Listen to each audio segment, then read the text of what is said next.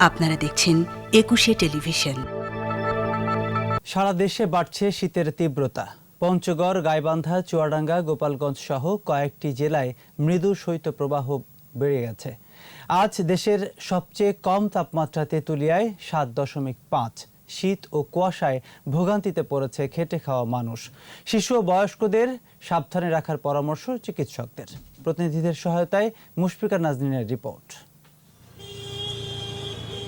পঞ্চগড়ে ঘন কুয়াশায় ঢাকা পড়েছে পুরো এলাকা। তীব্র শীতে বেশি ভোগান্তিতে বয়স্ক ও শিশুরা। কাজে যেতে না পেরে বিপাকে শ্রমজীবী মানুষ। কনকনে শীতে কাঁপছে উত্তরে জেলা গাইবান্ধা। গত দুদিন ধরে তাপমাত্রা কিছুটা বাড়লেও কমেনি শীতের তীব্রতা। সন্ধ্যা থেকে তাপমাত্রা কমতে থাকা ও হিমেল বাতাস শীতের মাত্রা বাড়িয়ে দিয়েছে। বিপাকে খেটে খাওয়া নিম্ন আয়ের মানুষ। শিশু ও বয়স্কদের দেখা দিয়েছে সর্দি, কাশিসহ শীতজনিত নানা রোগ। বাচ্চাদের অসুখ বিসুখ বেশি, শিশু আর বয়স্ক যারা আছে তাদেরকে নিয়ে খুব সমস্যা আছে। আমরা বয়স্ক মানুষ, আমার স্বামী নাই, একটা বেটা নাই, বসে আছে, কর্ম নাই। ঠান্ডার জন্য মানুষ কুকুরা নাকি ঘরের মধ্যে থাকে।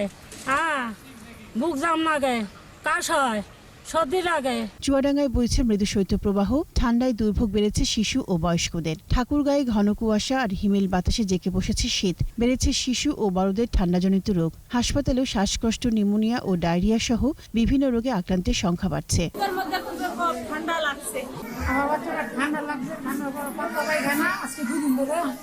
ঠাকুরগাঁও আধুনিক সদর হাসপাতালে প্রতিদিন গড়ে ভর্তি হচ্ছে ১৫০ রোগী।